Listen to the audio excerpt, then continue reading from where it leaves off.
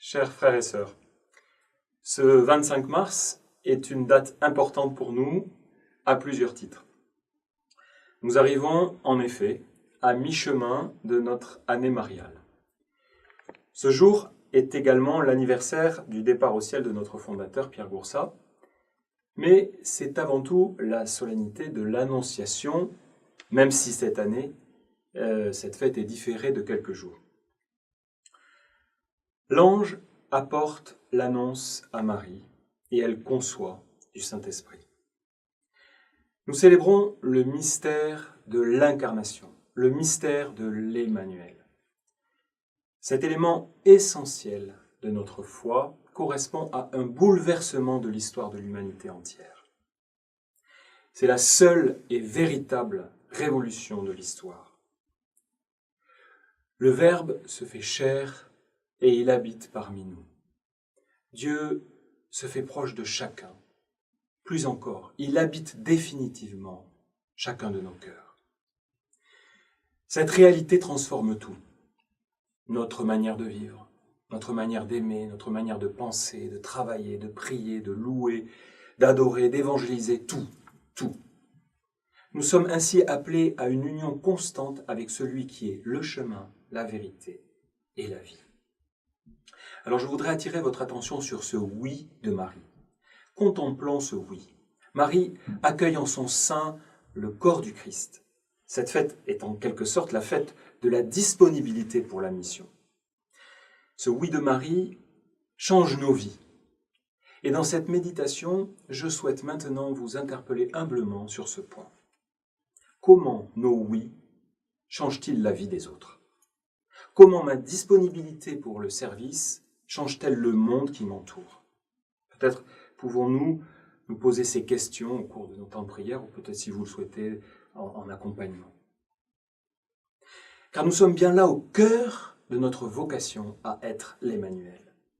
Vocation à célébrer ce mystère de l'incarnation. Vocation à ne pas nous cacher, à ne pas fuir, mais à habiter notre temps. Vocation à dire oui à l'Emmanuel, ici et maintenant. Et cela a des conséquences. Comme point d'étape de cette année mariale, je vous propose maintenant de reprendre au cours de ces jours qui viennent cette belle prière de l'Angélus, soit tout seul, soit en communauté, comme vous le pourrez, comme vous le voulez. C'est une prière simple, une prière de la tradition de l'Église qui nous plonge quotidiennement dans cette contemplation de ce grand mystère de notre foi. Mais cette spiritualité de l'Annonciation n'est pas statique.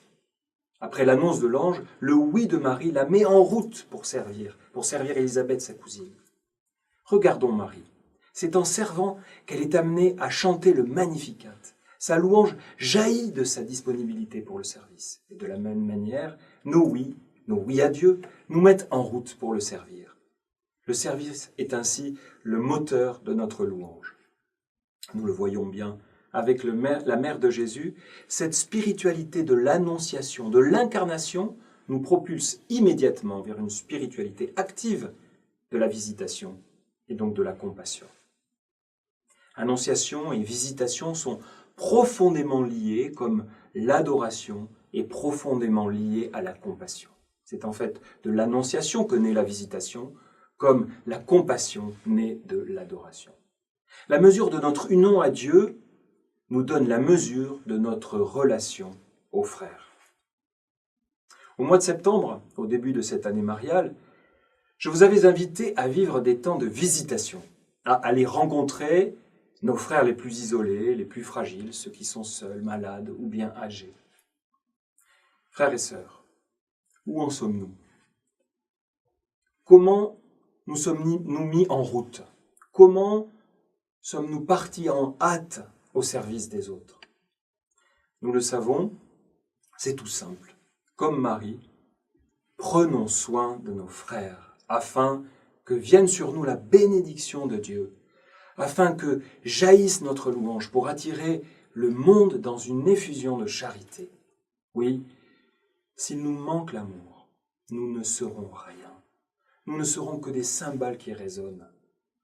L'authenticité de nos louanges procède de la charité. exercer la charité fortifie notre foi. Et je voudrais avec vous rendre grâce pour tous les témoignages qui nous ont été partagés au cours de ces derniers mois et au sujet de ces visitations. Ne craignez pas de continuer à donner ces témoignages. Nous en avons tous besoin.